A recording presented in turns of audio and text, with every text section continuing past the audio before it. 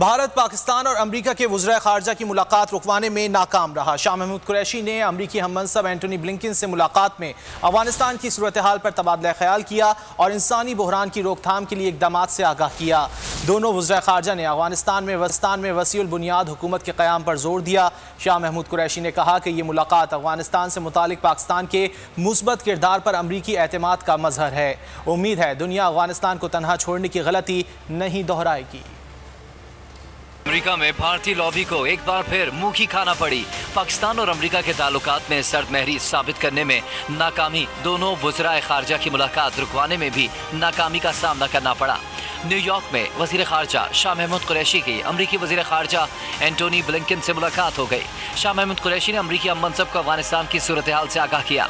इस मौके पर गुफ्तगू में वज़ीर ख़ारजा ने कहा, पाकिस्तान अफगानिस्तान में अमन का ख्वाहां है।